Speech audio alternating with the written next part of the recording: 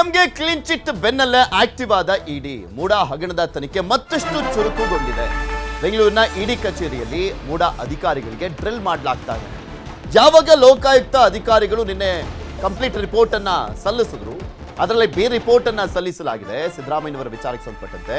ಈಗ ಇಡಿ ಆಕ್ಟಿವ್ ಆಗಿದೆ. ಮತ್ತೆ ಮೂಡಾ ಕಮಿಷನರ್ ರಘುನಂದನ್, ಮೂಡಾ ನಗರ ಯೋಜನಾ ಸದಸ್ಯ ಶಿವರಾಮಯ್ಯ, ಕಾರ್ಯದರ್ಶಿ ಪ್ರಸನ್ನ ಕುಮಾರ್ ವಿಚಾರಣೆ ಮಾಡಲಾಗ್ತಾ ಇದೆ. ಸಿಎಂ ಪತ್ನಿಗೆ ನೀಡಿದಂತ ಸೈಟ್ ದಾಖಲೆಯನ್ನ ತಂದಿದ್ರು ಅಧಿಕಾರಿಗಳು. ಸರ್ವೆ ನಂಬರ್ 464 ರ 3.16 ಎಕರೆ ಜಮೀನಿನ ದಾಖಲೆ ಪರಿಶೀಲನೆ ಮಾಡಲಾಗ್ತಾ ಇದೆ. ಇಡಿ ವಿಚಾರಣೆಯಿಂದ ಅಧಿಕಾರಿಗಳಿಗೆ ಒಂಥರ ಟೆನ್ಷನ್. ಇಡಿ ಅಲ್ವಾ, ಮೂಡಾ ಅಲ್ಲಾಡ್ಸ್ಬಿಡ್ತಾರೆ ಅನ್ನುವಂತ ಸಹಜ ಭಯ ಅಂತೂ ಕಾಡ್ತಾ ಇರುತ್ತೆ. ಮೂಡಾ ಲೆಕ್ಕ ಅಧಿಕಾರಿ ಮಂಜುಳಾ, ಕಮಿಷನರ್ ಮಾಜಿ PA Prashanth, commissioner section data operator Chandru ವಿಚಾರಣೆಗೆ ಬಂದಿದ್ದಾರೆ. ಇಡಿ ಅಧಿಕಾರಿಗಳ ಭೇಟಿ ಮಾಡಿ ತೆರಳಿರುವಂಥದ್ದು ಮೂಡಾ ಮುಖ್ಯ ಲೆಕ್ಕಾಧಿಕಾರಿ ಮಂಜುಳಾ ಅವರು. ಮಧ್ಯಾಹ್ನ ಮತ್ತೆ ಬರುವಂತೆ ಇಡಿ ಅಧಿಕಾರಿ ಹೇಳಿದ್ದಾರೆ. ಹೀಗಾಗಿ ಮತ್ತೆ ಮಧ್ಯಾಹ್ನ ಬರ್ತೇನೆ ಅಂತ ಹೇಳಿ ಇಡಿ ಕಚೇರಿಯಿಂದ ತೆರಳಿದ್ದಾರೆ ಮಂಜುಳಾ.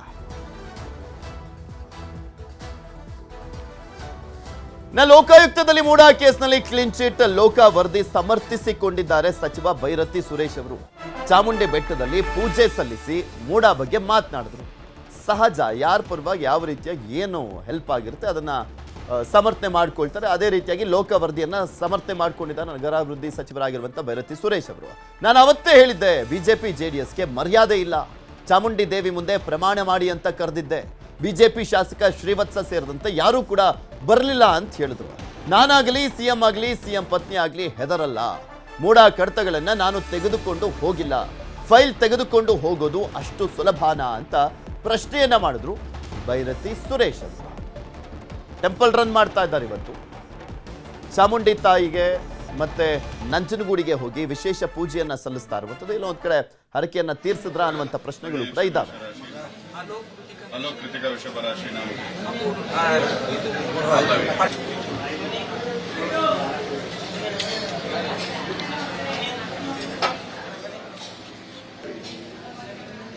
ಹಾಗಾದ್ರೆ ಸುರೇಶ್ ಅವರು ಏನ್ ಮಾತನಾಡಿದ್ದಾರೆ ನೋಡೋಣ.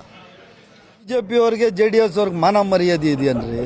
ನಾನು ಆವತ್ತೇ ಹೇಳಿದ್ದೆ, ಚಾಮುಂಡೇಶ್ವರಿ ಬಂದು ಪ್ರಮಾಣ ಮಾಡ್ರಿ ಅಂತ ಹೇಳಿ ನಿಮ್ಮ MLA ಯಾರು ಶ್ರೀವತ್ಸ ಅವ್ರು ಯಾರೋ ಇನ್ನೊಬ್ಬರು MLC ಅವ್ರಿಗೆಲ್ಲ ಹೇಳಿದ್ದೆ.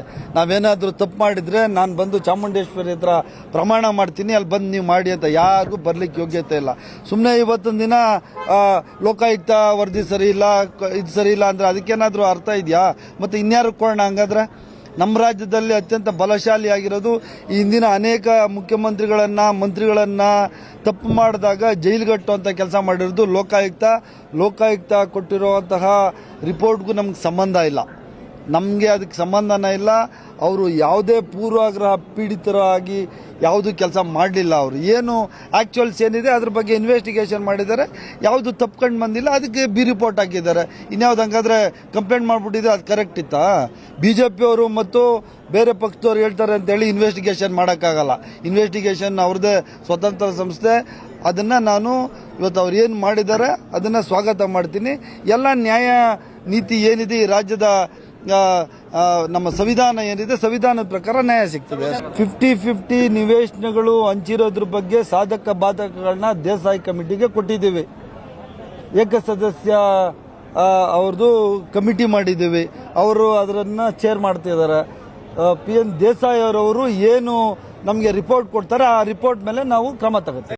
ಈ ಬಿಜೆಪಿ ಅವರಿಗೆ ಎಲ್ಲದ್ರ ಬಗ್ಗೆ ಮತ್ತಷ್ಟು ಮಾಹಿತಿಯನ್ನ ಕೊಡ್ತಾ ಹೋಗ್ತಾರೆ ನಮ್ಮ ಪ್ರತಿನಿಧಿ ಗಂಗಾಧರ್. ನಮ್ಮ ಜೊತೆ ನೇರ ಸಂಪರ್ಕದಲ್ಲಿ ಜಾಯ್ನ್ ಆಗಿದ್ದಾರೆ. ಗಂಗಾಧರ್, ಒಂದ್ ಕಡೆ ಇಡಿ ಅವರು ಇವತ್ತು ವಿಚಾರಣೆಯನ್ನ ಮಾಡ್ತಾ ಇರುವಂತದ್ದು, ಅಧಿಕಾರಿಗಳನ್ನ ವಿಚಾರಣೆ ಮಾಡುವಂತ ಸಂದರ್ಭದಲ್ಲಿ ಏನೆಲ್ಲ ಮಾಹಿತಿಗಳನ್ನ ಕಲೆಕ್ಟ್ ಮಾಡಲಾಗ್ತದೆ, ಇನ್ನು ಯಾರನ್ನಾದ್ರೂ ಇವತ್ತು ವಿಚಾರಣೆಯನ್ನ ಮಾಡುವಂತ ಸಾಧ್ಯತೆ ಇದೆಯಾ? ಯಾರಿಗೆಲ್ಲ ನೋಟಿಸ್ ಅನ್ನ ಕೊಡಲಾಗಿದೆ? ಪೃಥ್ವಿರಾಜ್, ಲೋಕಾಯುಕ್ತ ಅಧಿಕಾರಿಗಳು ನಿನ್ನೆ ಇಷ್ಟೇ ಮೂಡಾ ಕೇಸ್ಗೆ ಸಂಬಂಧಪಟ್ಟಂತೆ ಒಂದು ವರದಿ ಬಿ ರಿಪೋರ್ಟ್ ಅನ್ನ ಕೋರ್ಟ್ಗೆ ಸಲ್ಲಿಕೆಯನ್ನ ಮಾಡಿದ್ರು. ಈ ಮೂಲಕವಾಗಿ ಸಿಎಂ ಸಿದ್ದರಾಮಯ್ಯನವರಿಗೆ ಸೇರಿದಂತೆ 4 ಮಂದಿಗೆ ಒಂದು ಕ್ಲೀನ್ ಚಿಟ್ಸ್ ಕೂಡ ಸಿಕ್ಕಿತ್ತು. ಆದ್ರೆ ಇದೇ ಬೆನ್ನಲ್ಲೇ ಇಡಿ ಅಧಿಕಾರಿಗಳ ಒಂದು ಇನ್ವೆಸ್ಟಿಗೇಷನ್ ಸಂಬಂಧಪಟ್ಟಂತೆ ನಿನ್ನೆ ಧಾರವಾಡದ ಪೀಠದಲ್ಲೂ ಕೂಡ ಅರ್ಜಿ ವಿಚಾರಣೆ ಆಗಿತ್ತು. ಪಾರ್ವತಿವರ ಮತ್ತೆ ಬೈರತಿ ಸುರೇಶ್ ಅವರ ಇಬ್ಬರು ಅರ್ಜಿ ವಿಚಾರಣೆ ಈಗ ಆ ಒಂದು ಆದೇಶವನ್ನ ಕಾಯ್ದಿರಿಸುವಂತದ್ದು. ಆದ್ರೆ ಇದರ ಬೆನ್ನಲ್ಲೇ ಇವತ್ತು ಏನೋ ಒಂದು ಮುಡಾದ ಶಾಖಾ ಮುಖ್ಯಸ್ಥ ಆಗಿರುವಂತಹ ಶಿವರಾಮಯ್ಯ ಹಾಗೂ ಲೆಕ್ಕಾಧಿಕಾರಿ ಆಗಿರುವಂತಹ ಮಂಜುಳಾ ಸೇರಿದಂತೆ 4 ಮಂದಿ ಅಧಿಕಾರಿಗಳಿಗೆ ಒಂದು ನೋಟಿಸ್ ಅನ್ನ ಕೊಟ್ಟಿರುವಂತದ್ದು. ಇಡಿ ಅಧಿಕಾರಿಗಳು ವಿಚಾರಣೆಗೆ ಹಾಜರಾಗಬೇಕು ಅಂತೇಳಿ. ಅದೇ ರೀತಿಯಾಗಿ ಇವತ್ತು ಬೆಳಗ್ಗೆ ಶಿವರಾಮಯ್ಯ ವಿಚಾರಣೆಗೆ ಹಾಜರಾಗಿದ್ದಾರೆ, ಮತ್ತೆ ದಾಖಲೆಗಳ ಸಮೇತವಾಗಿ. ಜೊತೆಗೆ ಲೆಕ್ಕಾಧಿಕಾರಿ ಬಂದಿದ್ರು, ನಂತರ ಮಧ್ಯಾಹ್ನದ ವೇಳೆಗೆ ವಿಚಾರಣೆ ಹಾಜರಾಗಬೇಕು ಅಂತ ಕೂಡ ಅವರಿಗೆ ಸೂಚನೆಯನ್ನ ಕೊಟ್ಟಿರುವಂತದ್ದು. ಹೀಗಾಗಿ ಈ ಒಂದು ಮುಡಾ ಪ್ರಕರಣದಲ್ಲಿ ಒಂದು ಕಡೆ ಈಗ ಬಿ ರಿಪೋರ್ಟ್ ಅನ್ನ ಸಲ್ಲಿಕೆ ಮಾಡಿದ್ದಾರೆ, ಮತ್ತೆ ಇದನ್ನ ತನಿಖೆಯನ್ನ ಮುಂದುವರಿಸೋದಾಗಿ ಲೋಕಾಯುಕ್ತ ಅಧಿಕಾರಿಗಳು ಕೂಡ ಹೇಳಿದ್ದಾರೆ. ಇದರ ಬೆನ್ನಲ್ಲೇ ಈಗ ಇಡಿ ಅಧಿಕಾರಿಗಳು ಕೂಡ ಈ ತನಿಖೆಯನ್ನು ಮತ್ತಷ್ಟು ಚುರುಕುಗೊಳಿಸಿದ್ದಾರೆ. ಈ ಸಂಬಂಧಪಟ್ಟಂತೆ ಹಂತವಾಗಿ ಈಗೆಲ್ಲ ಅಧಿಕಾರಿಗಳನ್ನ ವಿಚಾರಣೆಗೆ ಕರೀತಾ ಇರುವಂತದ್ದು, ಸಾಕಷ್ಟು ಕುತೂಹಲ ಇರುವಂತದ್ದು. ಮತ್ತೆ ದಾಖಲೆಗಳನ್ನ ಕೂಡ ಕೊಡಬೇಕು. 50-50 ಅನುಪಾತದಲ್ಲಿ ಸೈಟ್ಗಳ ಹಂಚಿಕೆ ವಿಚಾರದಲ್ಲಾಗಿರ್ಬೋದು, ಮತ್ತೆ 14 ಸೈಟ್ಗಳ ಹಂಚಿಕೆ ಕೆಸರೆ ಗ್ರಾಮದ ಸರ್ವೆ ನಂಬರ್ ಸಂಬಂಧಪಟ್ಟಂತೆ ಹೇಗೆಲ್ಲ ಆ ವರ್ಗಾವಣೆಗಳಾಗಿದೆ, ಸೈಟ್ಗಳ ಅಲರ್ಟ್ ಆಗಿದೆ. ಅದಕ್ಕೆ ಸಂಬಂಧಪಟ್ಟಂತೆ ಈಗಾಗಲೇ ಸಿಎಂ ಧರ್ಮಪತ್ನಿಯವರು ಆ ಸೈಟ್ಗಳನ್ನ ಮೂಡಾಗೆ ಮತ್ತೆ ರಿಟರ್ನ್ ಮಾಡಿದ್ದಾರೆ. ಅದನ್ನ ಹಿಂತಿರುಗಿಸಿರುವಂತಹ ಹಿನ್ನೆಲೆಯಲ್ಲಿ ಅದನ್ನ ಹೇಗೆ ತೆಗೆದುಕೊಂಡಿದ್ದಾರೆ, ಆ ತೆಗೆದುಕೊಂಡಿರುವಂತಹ ಪ್ರಕ್ರಿಯೆಗಳು ಏನಿದೆ ಅನ್ನೋದ್ರ ಬಗ್ಗೆ ಕೂಡ ಇವತ್ತು ವಿಚಾರಣೆಯನ್ನ ಮಾಡ್ತಾ ಇರುವಂತದ್ದು. ಆ ಬಗ್ಗೆ ಇನ್ನು ವಿಚಾರಣೆ ಬಳಿಕ ಏನೇನೆಲ್ಲ ಒಂದು ಅಂಶಗಳನ್ನ ಬೆಳಕಿಗೆ ಬರುತ್ತೆ ಅನ್ನೋದು ನೋಡ್ಬೇಕಾಗುತ್ತೆ. ಇದನ್ನು ಹೊರತುಪಡಿಸಿ ಮತ್ತಾರಿಗೆ ವಿಚಾರಣೆಗೆ ಕರೀತಾರೆ ಅನ್ನೋದು ಕೂಡ ನೋಡ್ಬೇಕಾಗುತ್ತೆ. ಪೃಥ್ವಿರಾಜ್, ಓಕೆ, ಧನ್ಯವಾದ ಗಂಗಾಧರ್ ನಿಮ್ಮೆಲ್ಲ ಮಾಹಿತಿಗಾಗಿ.